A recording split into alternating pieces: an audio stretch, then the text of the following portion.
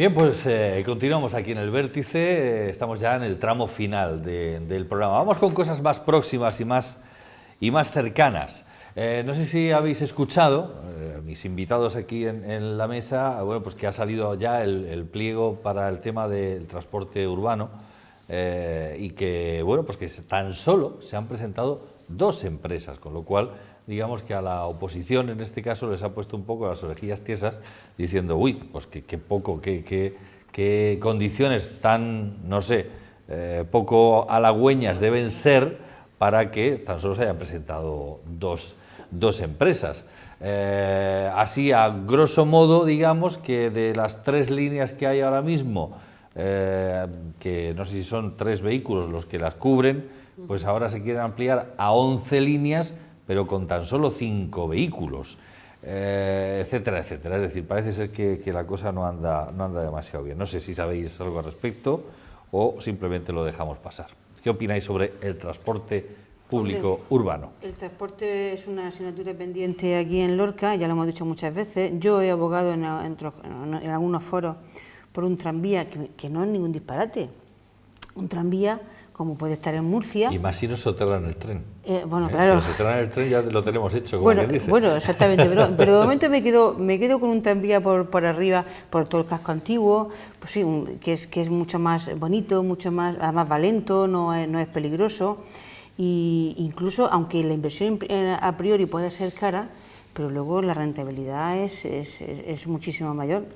Más que tener esta red de autobuses que de momento, pues, en fin, yo no sé tampoco las condiciones, pero los resultados son bastante desafortunados. Bueno, de hecho, ha descendido el número de usuarios, una barbaridad, imagino que debido al no buen servicio. Efectivamente. Claro, yo hace poco utilicé el que viene del Hospital Rafael Méndez a Lorca y aquel parking que hay ahí adicional está que se sale de coches ya que llegan hasta casi la rotonda. Sí, sí. Sí, y prefiere, hombre, si se trata de ir 3 o 4 personas, ya no te compensa ir en el autobús, te compensa ir en tu coche, porque por 1 euro aparcas allí, claro. Y entonces pues el autobús cada uno 1 euro, entonces haces la cuenta y tú tienes tu hora, tu comodidad que da el coche, ¿no? Ahora si vas tú solo, pues yo entiendo que es buena combinación, o si no tienes el carnet, o no tienes coche, en fin, pero que es verdad que se usa poco y hay autocares que van, bueno, yo me acuerdo que una vez cogí uno y no era la línea que yo quería coger, pero vamos, me dieron la vuelta entera a Lorca, fui por el barrio, yo sola. Sí, sí. Entonces eso es costosísimo, eso es que no, y si no tiene usuario, francamente, pues no hay ganancia, es una empresa, entonces lógicamente no va a haber mucha oferta. Entonces lo que hay es que incentivar la práctica de ese medio de transporte, pues, o bajando precios, no sé, es que ahí hombre, que los horarios no me he puesto más, a pensar sobre claro, esto. Porque que no pase uno cada media hora, sino que pero pase a pedanía cada 15 sí que minutos. Sí, que a pedanía sí debería de prolongarse, porque las pedanías... Claro, parece ser que se y luego prolonga también que hasta la olla, los fines de semana, una de las líneas que se propone. Los horarios se reducen bastante también en fin de semana. Sí, también en fin de semana, y luego ya en verano ni te cuento. Eso, entonces pues en realidad no estás pensando en Lorca para moverte en un autobús, francamente, no estás pensando. Las distancias que se pueden hacer se hacen a pie y las que no se puede, pues uno se saca el coche y lo que necesitamos son aparcamientos, más aparcamiento. Sí, pero estamos en el segundo término municipal en extensión de España y yo creo que nos mereceríamos un transporte público. Desde luego, si el transporte público no es ágil, no es de calidad, el usuario no lo utiliza. Y hoy vivimos todos yo quiero esto aquí y ahora y ya, y no puedo llegar tarde y quiero hacer tantas gestiones, y yo creo que Lorca, además, una ciudad que es lineal, que fijaros ahora cómo está con las obras de Juan Carlos I, pues cómo está el tráfico, el atranque que tiene la ciudad. Evidentemente, si yo sé lo que ha dicho los medios de comunicación y alguna moción que he visto por ahí que ha presentado la oposición, evidentemente si 1 o 2 empresas han concursado nada más, es que no ven rentabilidad en el negocio de lo que es el transporte urbano. Y desde luego aumentando en un solo autobús incrementar el doble de líneas, y está más claro, doble. no van a pasar cada media hora. Claro. Va a pasar uno cada 4 horas. Sí. Y evidentemente no hay... Yo creo que deberían revisar esa cuestión, auditar, ver cómo está, ver que yo me imagino que los técnicos lo habrán visto, porque los pliegos los redactan personal técnico, ¿no? Que vean otras ciudades de nuestro entorno que son un poco más modelo en transporte público, porque la tendencia general en Europa es a mejorar el transporte público. Tú te vas a cualquier ciudad europea y cada vez el transporte público es mejor y la gente coge menos los coches.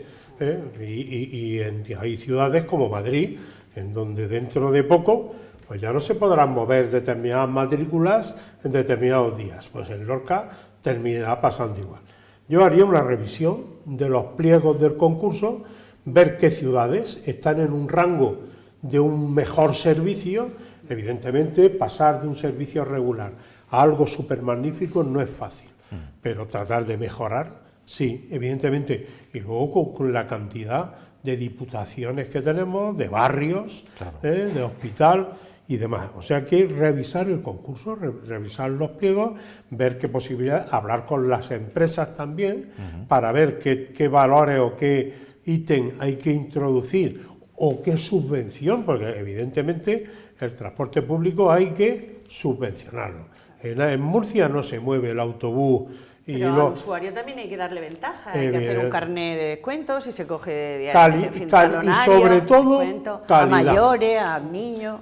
Y sobre todo calidad, efectivamente. Calidad, claro. Incentivo al que se va a subir. Porque ahora la economía mejora y eso se nota. Vamos, uno de los ítems que se utilizan es la venta de coches. Eso es lo que está diciendo que la economía va mejorando, ¿no? Bueno, de hecho hemos tenido el fin de semana de la feria de ocasión, que de cada 10 coches, de los que estaban expuestos, 6 se han vendido. O sea, ha habido una venta descomunal. Creo que había colas ya antes de abrirse la feria para poder, o sea, la gente quiere comprar coche, quiere tener coche y puede tener coche. Y si tú tienes el coche no está supeditado, porque nuestro tiempo es lo que más vale. A estar 40 minutos en una parada de autobús. Si la cuestión está, de todas maneras, si hay un buen transporte público, claro, evidentemente se utilizaría mucho menos el coche. Eso está claro. En Madrid, por ejemplo, en Madrid no necesitas el coche para nada. Para nada. O sea, cualquier persona podría vivir sin coche, digamos, porque tienen una red de transporte público brutal. Tengo muchos amigos que no lo utilizan, que no lo sacan. Y a pesar de ello, mirar cómo está el tráfico en Madrid. Pero bueno, pero yo pondría el código de estas ciudades que hay ecológicas, que evitaría, además, hay normativas municipales que se pueden aplicar, y dice, bueno, pues mira, los lunes no va a conducir la matrícula impar y tal. Claro. O sea, que hay normativas en las cuales se obliga al usuario a no utilizar el coche, siempre y cuando des un servicio. Lo que tú no puedes es quitar un derecho sin dar una alternativa. Si tú dices, tú no tienes el derecho de hoy utilizar tu coche, tienes que dar un servicio. Sí, pero bueno, y estamos hablando del transporte urbano. Pero claro, digo, estamos hablando de eso. Claro, pero es que te vas al regional y es horroroso. Es decir, es horroroso. Porque tú quieres irte de Lorca a La Manga, y la opción que se te da es de 3 horas. En 3 horas, porque tienes que irte a Murcia, hacer un transbordo, irte hasta Cartagena, hacer otro transbordo, etcétera, etcétera. Tardas 3 horas. Lo que funciona, Jorge, es el BlaBlaCar. No, pero es que al final en la economía no se nota, porque nosotros hemos estado este fin de semana en Almería, y entonces del hotel a la puerta Purchena, al centro, hemos cogido un autobús que estaba en la puerta. Íbamos 4, haz la cuenta, 1,20... tal. Sí. Para regresar nos volvíamos en un taxi 5,50. Claro. Entonces cabíamos en un taxi. Nota en las ciudades donde va a parar, el no tiene la puerta, no tienes que esperar. Y en las comunidades donde el transporte entre las ciudades de una misma comunidad funciona, se usa. Si no funciona, evidentemente, no se puede usar. No hay diferencias para hacer la elección. O sea, aquilatar no es fácil. Yo me inclinaría por ver las experiencias de ciudades de nuestro tamaño similar, ver dónde funciona mejor y ver cómo lo están haciendo. Tratar de trasladar algún modelo de los que estén funcionando. Pero evidentemente, si tú no incrementas las frecuencias y haces ágil el transporte público, la gente se irá en bicicleta, en coche, en moto, como sea. Pero bueno, también, Leoncio, también es educacional, sí. porque estamos acostumbrados a coger el coche en la puerta de la casa y me deje justamente en la puerta del sitio donde yo tengo. Y además, si lo dejo en doble fila no pasa nada. Hombre, tú a una ciudad normal y corriente tú no te llevas tu coche, porque utilizas el transporte público, también es educacional. Y además estamos acostumbrados a no andar absolutamente nada. Vamos, porque de aquí a la corredera, que son 500 metros, bueno, es que ya voy a coger el coche, hombre, por amor de Dios, cogerlo por 500 metros. Bueno, pero tenemos conocimiento de que se hace pedagogía sobre tráfico y todo esto en los colegios, en las escuelas, y yo creo que hay a lo mejor la siguiente generación a lo mejor hay una sensibilización cada vez mayor, Una pregunta, Leoncio. Lo que pasa es que, perdona, y lo que pasa es que parece que solo funcionamos con el palico, en la multa. a base de tal. Y algunas veces pues hay que corregir seguramente algunos comportamientos o usos indebidos, no lo sé. Tienes razón. Muchas veces cogemos el coche para hacer 100 metros, 150 metros. Y luego cuando te bajas del coche dices, bueno, ¿y para qué he cogido el coche? Y cómo está la ciudad, y con la obra que haces. Y tenía que cerrar el coche y tal. Y no usarlo. Sí, pregunta, Marisol. Sí, es que no recuerdo bien porque...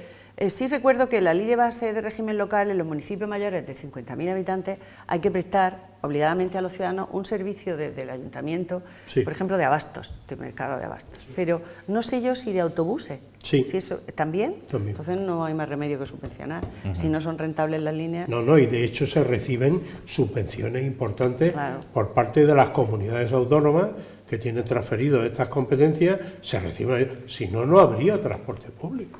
Claro.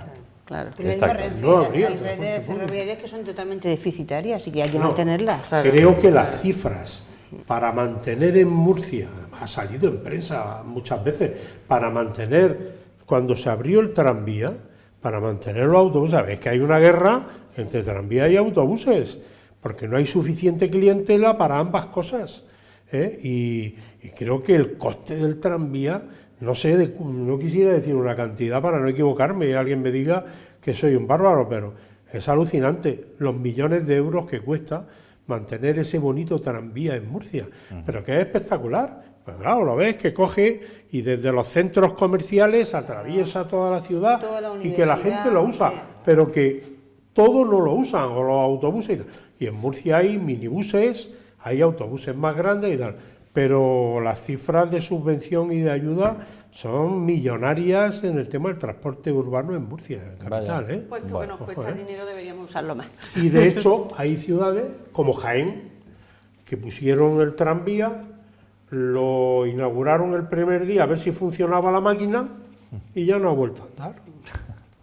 Y creo que han vendido las máquinas o no sé qué. O sea que... En fin, bueno, cambiamos de tema, estamos, como decía, en los minutos finales y bueno, pues habéis escuchado seguro todos esa guerra que hay ya entre cebaderos y vecinos afectados por los cebaderos.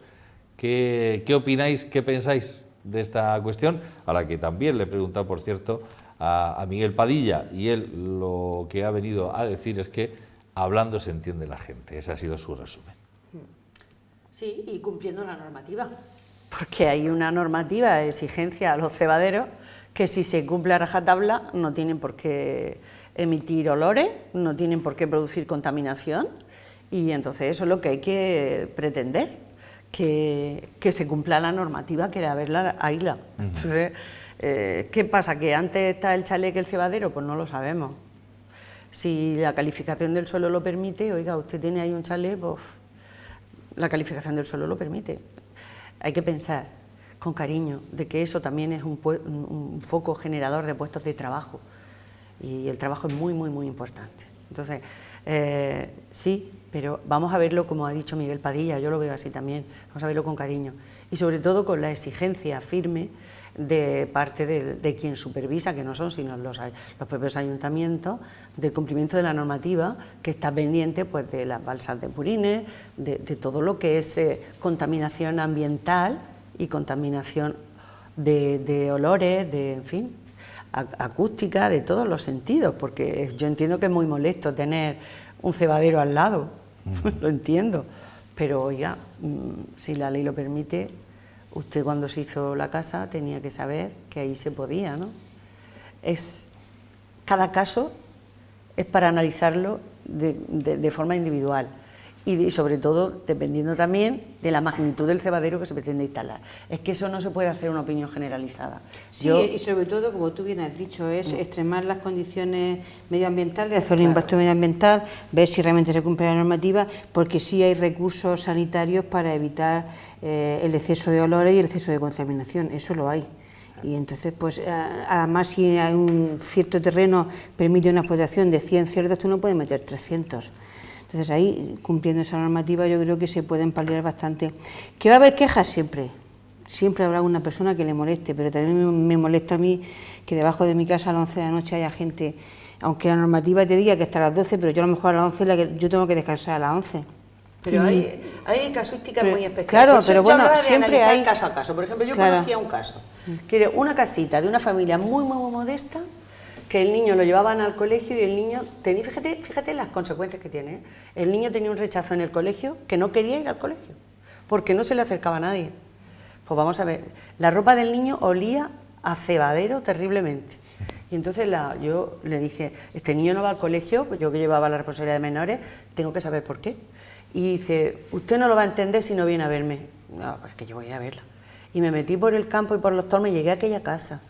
Y entonces miré a lo lejos y estaba el cebadero al lado. Y la mujer dice, cuando salgo y tiendo ahí la ropa y se la pongo a mi hijo, no puedo quitarle el olor. Sí. Y entonces lo que hicimos fue una gestión para que los servicios sociales le posibilitara una vivienda en otra parte, porque cerrar aquel cebadero que estaba generando empleo y forma y medio de vida para una familia, pues era más dramático. Entonces, cada caso hay que analizarlo de forma individualizada. No se puede, salvo las normas que son generales y de aplicación según el articulado, no se puede hacer una generalización. Yo estoy por esto o estoy por el otro, no. Depende de las circunstancias que están en cada caso. A ver, al respecto... De todas formas, la cuestión es que el campo de Lorca, pues hoy se ha edificado masivamente. En la huerta, bueno, ¿a qué te voy a decir? Y en el campo. Entonces, mantener la habitabilidad y la residencialidad con la explotación agrícola y ganadera, pues en algunos casos no va a ser fácil la convivencia, ¿no? Porque cada vez hay más casas y las explotaciones están ahí. Yo lo que estoy extrañado está claro, lo habéis dicho, cumplimiento de normativa. Hay una legislación, luego se revisó el plan general, pues cumplimiento taxativo de las normas ambientales y las licencias. Luego, incentivar el que las explotaciones, que no se pongan nuevas explotaciones en zonas donde hay densidad ya de construcciones. Bueno, incentivemos. Yo recuerdo que hace unos años la mayoría de grandes explotaciones se iban a pedanías altas, donde hay kilómetros y kilómetros de zonas aisladas que incluso crían al ganado a cielo abierto, no en explotaciones cerradas, sino a cielo, por ejemplo, ¿no?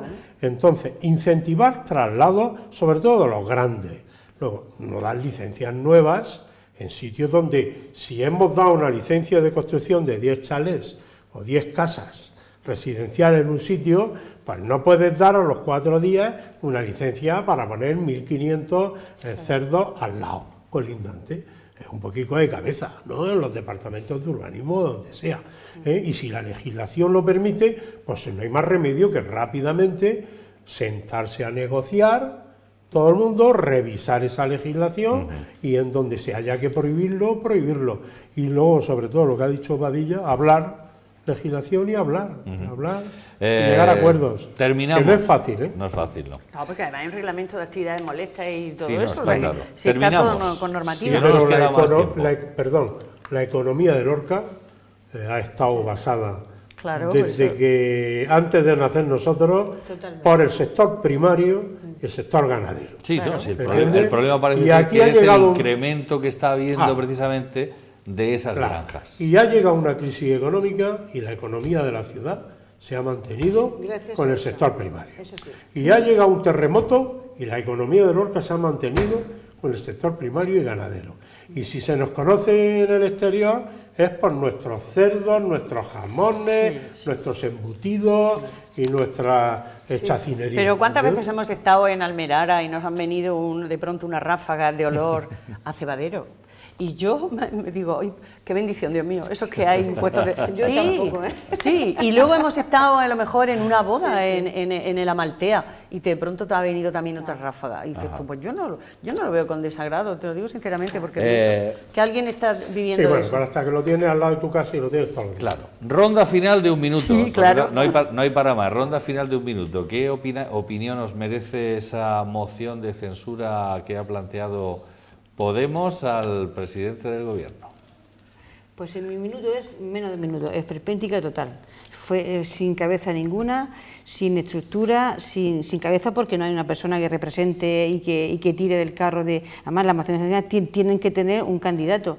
No tiene cabeza, descabezado en todos los sentidos, y es perpéntica total, como a lo mejor es propio de las personas que lo hacen. Yo iba a decir esa última parte que ha dicho, es fruto de personas populistas, que bueno, se queman en eso, no van a dar más y no llegan a más y bueno, van a morir ahí. O sea que, ¿cómo van a tener el respaldo de partidos que, aunque tengan otra forma de ver la sociedad, por lo menos tienen una idea de ver la sociedad? Es que estas personas no tienen siquiera idea de ver una sociedad, porque lo que quieren es destruirla. Leoncio. Pues muy sencillo, que es una moción de censura diseñada para que no triunfe, para que no salga adelante. O sea, una moción de censura que no ha sido negociada previamente por toda la oposición, que ya de por sí la oposición no suma, porque luego tienes el atranque de los nacionalismos en donde te estrellas, o sea que ni sumando PSOE, Podemos y tal, no dan las cifras. Entonces, ¿qué pasa? Que se ha diseñado una moción de censura únicamente para seguir agitando a la sociedad. Está claro que el partido que lo ha propuesto no pretende ni gobernar, ni ganar esa moción, ni nada de nada. Lo que pretende es, durante 15 o 20 días, durante un mes, seguir agitando toda la tormenta de la corrupción, los juzgados, los procesos y tal, y sacar rentabilidad política preparándose a ver si suben sus sondeos cara a unas próximas elecciones. No, eso es kamikaze. Es como el que va en la carretera en contra y todo el mundo va por su sitio y dice, ¿cuántos locos va a ir por la carretera? Pues no, los locos son ellos. Que no tienen ganas de ganar la moción de censura. Bueno, hace un año pudieron cambiar el gobierno apoyando a Pedro Sánchez como presidente del gobierno. Y no lo hicieron. Y no lo hicieron. Luego no se pretende gobernar, ni cambiar. Se pretende agitar. El modelo político que hablábamos el otro día de llevar las cosas al borderline, el tramabús, el espectáculo, la política del espectáculo y el estar todos los días en las cámaras del Congreso, en los medios, llamando la atención y demás. Esa es la propaganda de la izquierda radical de toda la vida. Propaganda. Bueno, estrategia pura y dura. Totalmente. Pero si querían una moción de censura real, olvídate de lo del año pasado y entonces antes siéntate a hablar. Ahora pues tienes que hablar con la gestora del PSOE o con quien gane el proceso de primaria. Ponte a hablar sin armar ruido con la oposición, empieza a hacer acercamientos en vez de descalificaciones y empieza a estar. Y luego que te tiene que dar las cifras. También es verdad que ha habido mociones de censura que no se ganaron y sin embargo se las ganó. La moción que presentó Felipe González a Suárez, la perdió pero la ganó. La ganó porque ya inmediatamente aquello ya era imparable. Pero no es el caso, no estamos en eso. Además, si habéis leído el último sondeo que da de los partidos políticos en la Comunidad de Madrid, sube el PP. Leoncio, Marisol, Rosario, muchísimas gracias. A ti siempre. A ti. Gracias, de verdad. Gracias igualmente a todos ustedes por la atención que nos prestan cada semana. En 7 días volvemos aquí al Vértice. Que pasen una buena noche.